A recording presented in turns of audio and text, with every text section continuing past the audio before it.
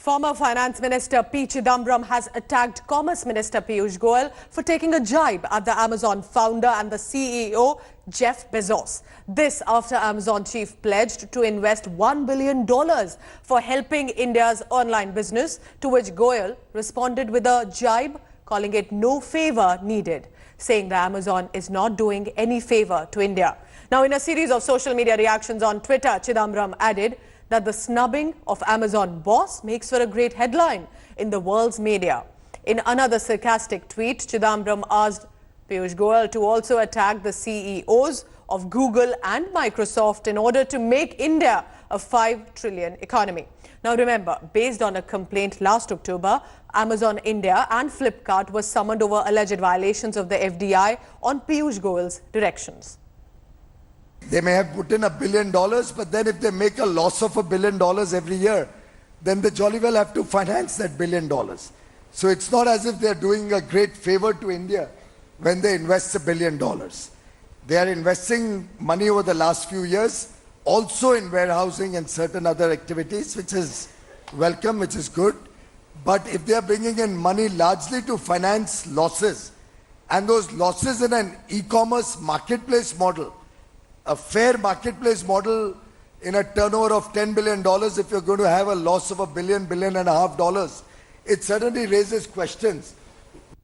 So listen in now to what Jeff Bezos had said about Amazon ready to invest $1 billion in digitizing small and medium business in India. We're announcing that we're going to invest an incremental $1 billion in digitizing small and medium businesses. Aishwarya Paliwal joining me live today morning. Aishwarya, what exactly has Piyush Goyal contended to say? Because this is an investment coming in. So what exactly did the minister's response was, and why, perhaps, if you can also tell us? Well, let me tell you, we have seen over the past 1 year how there is a constant battle between giants like Amazon and small Indian retailers. Now, small Indian retailers have time and again said that the Amazon model is hurting their businesses and leaving lakhs of people unemployed. Now, we have seen in the past also Piyush Goyal has always sided with Indian retailers. This time too, he is saying that if a company like Amazon has been making losses which amount to almost $1 billion, then it is but obvious that the company will be pumping in that much money. Well, let me also tell you what Piyush Goyal was also trying to say was that in most of the cases we have seen that most of these companies do make these large promises, but the investment comes over a span of a few years, so it doesn't make that much of a difference. So Piyush Goyal clearly taking the stand of small retailers and saying that if you're making losses as a company, then you will have to go ahead and make sure that you invest more. So this is nothing new. And also, what he meant to say was that Amazon was doing India no favor by putting in that kind of an investment. All right, Aishwarya, thank you so much for all the latest on this story. A video has gone viral on social media showing Congress corporator Vikrant Chavan hitting a woman journalist at a metro station in Mumbai. Now, this journalist by the name of Tabassum Barnagarwala posted a series of social media reactions on Twitter narrating the incident, and she's claiming the corporator hit her hand to stop her from recording a video from the mobile phone at a metro station, where he was allegedly shouting at metro staffers and also the security personnel deployed there. The scribe has also added that when she tried to politely intervene, Chavan told her not to get into the scuffle and leave. क्या traffic होने की वजह से हम लोग metro में गए, Ghatkopar to इसमें गए वर्सोवा तक। तो रिटर्न टिकट थी मेरी, उधर जाने उतरने के बाद मेरी कॉइन अटक गई। कॉइन अटकने के बाद मैंने मेट्रो प्रशासन के अधिकारियों से विनती की कि मेरी कॉइन अटक गई है, इसके बारे ये मामला सॉल्व कीजिए, एक हेल्प डेस्क रखना चाहिए।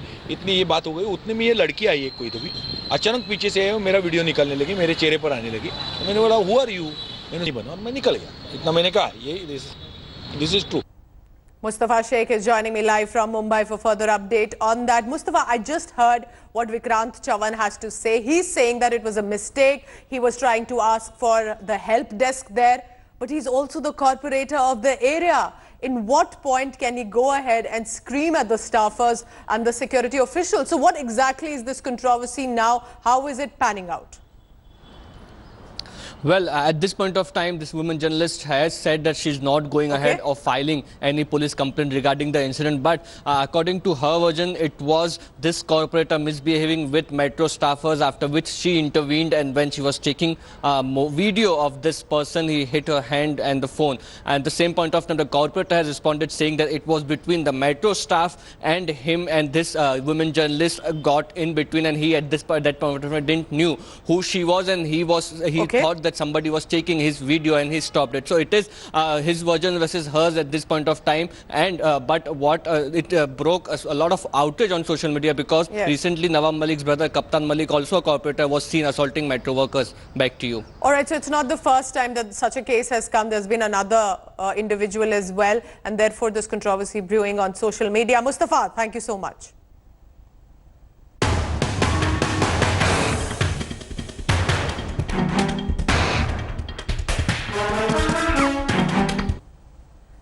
In Tamil Nadu, the ongoing book fair in Chennai continues to witness controversies, and one after another. This, as noted writer Armugam Thamilan was asked to cut short his speech after he made references to the Citizenship Amendment Act, which is now law, and the NRC during his address. Immediately after he was asked to stop, a group of people from the audience raised this matter with the organizers and sought an explanation. The organizers, however, cited time constraint for the reason for asking the writer to cut short his speech. Now remember, just a few days ago, another writer who had written a book allegedly on the corruption in the EPS government was told to evict from the fair, and he was even arrested later by the police after the eviction.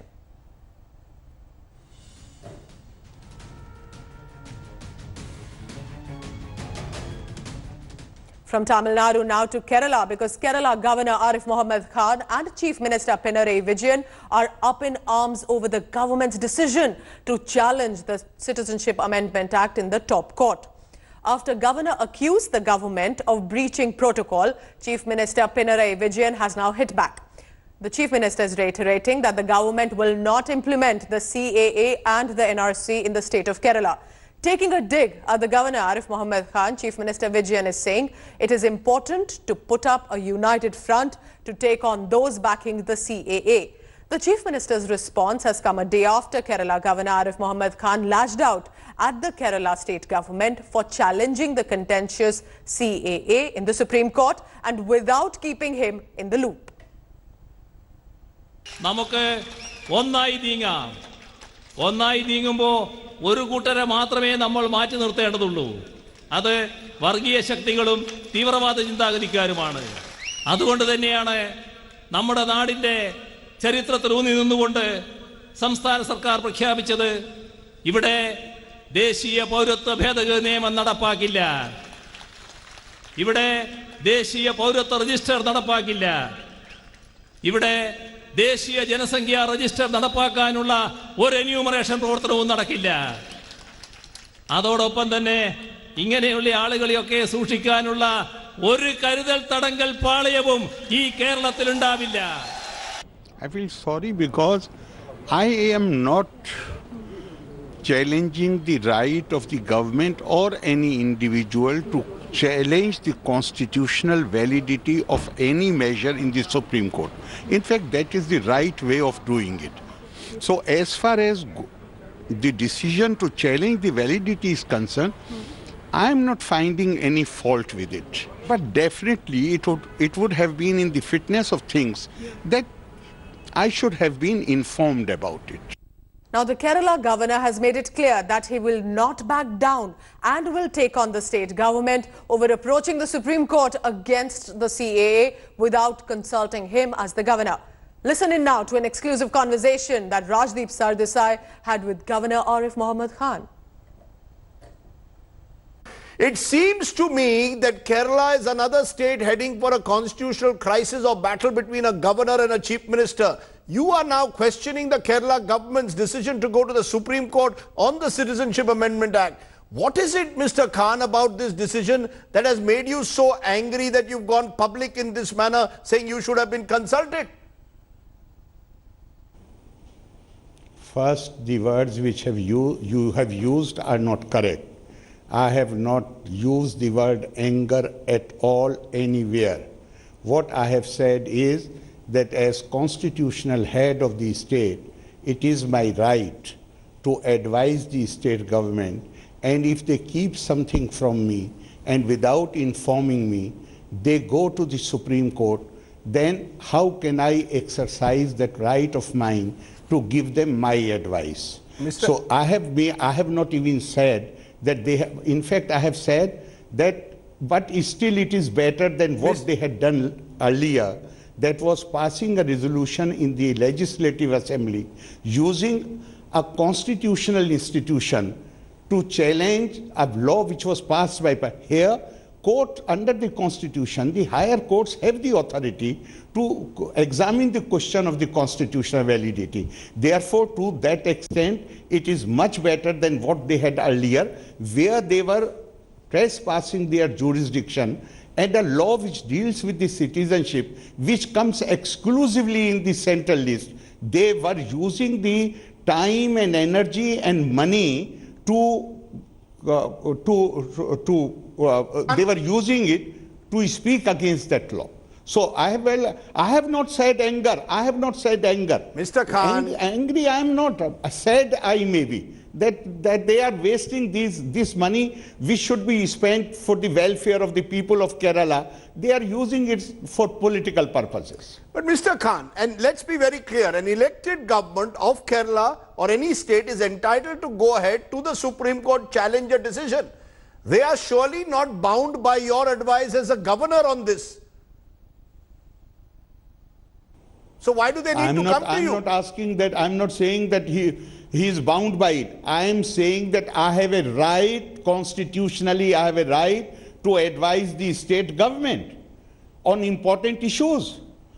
If they hide it from me, if they conceal it from me, if they keep it from me, where shall I give them advice?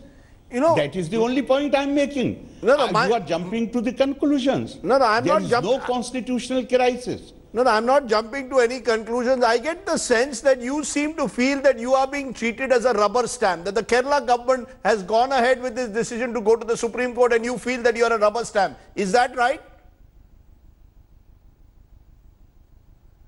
Am I correct? I have not even said that. What I have said that it is basically, they have breached the propriety. They have breached impropriety, but do you feel you are merely a rubber stamp?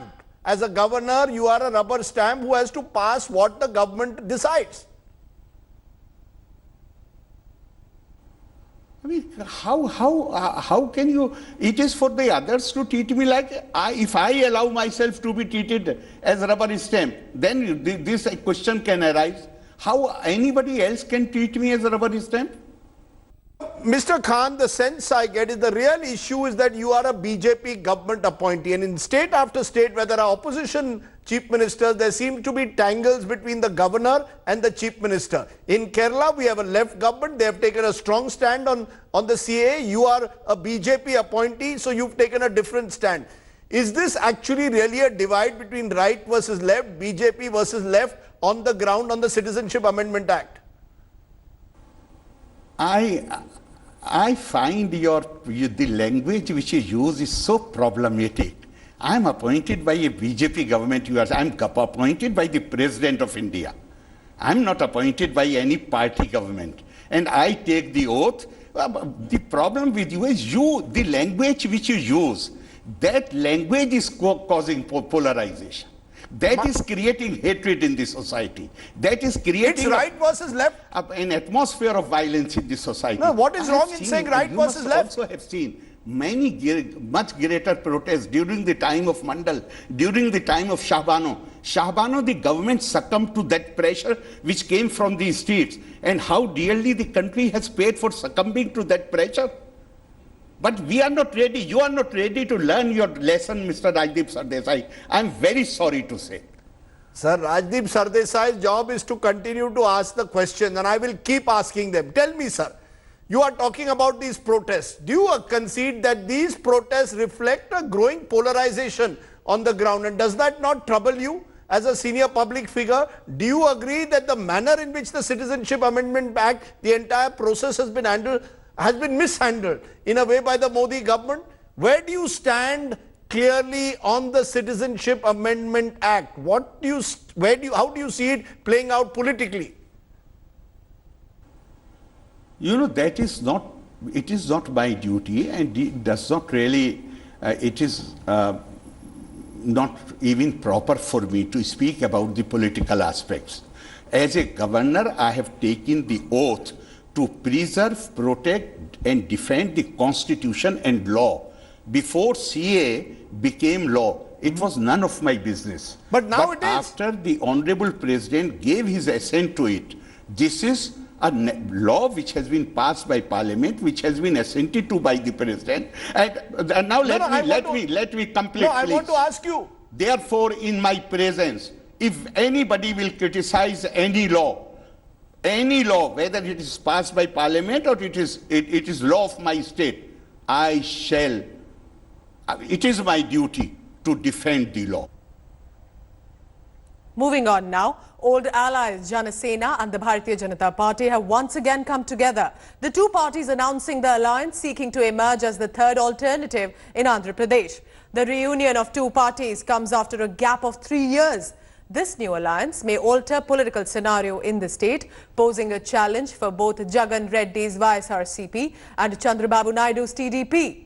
And after a tie-up with the BJP, Pawan Kalyan said it was done for the betterment of the state.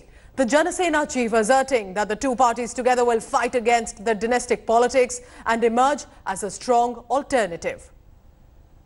Though Janasena is a regional party, but a regional party, unlike other regional parties where they think of only focusing on regional prospects, but Janasena is for the national integrity, understanding the importance of the need of regional importance. But it is more like the way we more or less we align with the BJP ideology, the nationalism and the patriotism, and the developmental progress approach of developmental approach of Modi ji, and all we all believe in that, and Janasena thinks on the same lines. Breaking news coming in. Agencies are reporting that 11 US troops received injuries and were wounded in the Iran missile attack last week. This was on the US base in Iraq. Abhishek Bhalla joining me on the phone line for further details. Abhishek, this is a big news coming in. And while the situation is relatively calm now between US and Iran, what is the current status of the situation? And with this news of injuries being reported, what are we expecting now? Well, last week, Iran attacked two US bases, military bases in Iraq. And, soon after that, we heard from the US government saying that they have not lost any soldiers, and even the damage to the military bases is minimal. But now there are reports quoting various sources in the international press that suggest that there were at least a dozen US troops who were injured. What kind of injuries they sustained is still not clear. Okay. We'll have to wait and watch. But obviously, if there are serious injuries to US troops, then there could be some kind of an escalation from the US forces as well.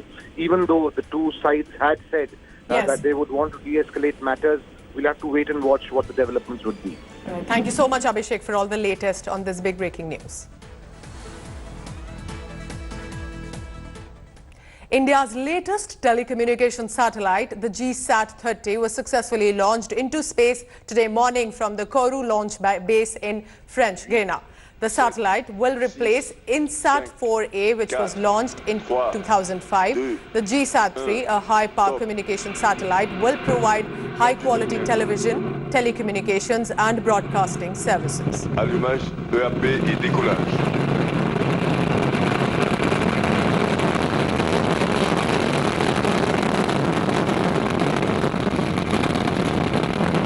There we see her.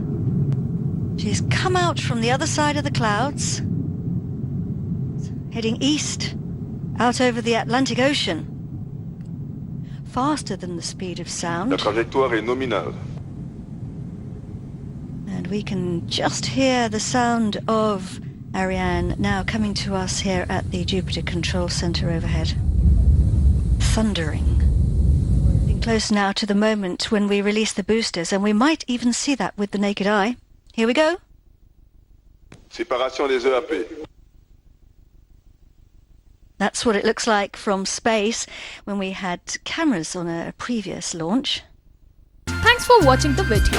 For more such news and updates, please like, share and subscribe to India Today. Also check out our other great videos from our channel. We know you would love to.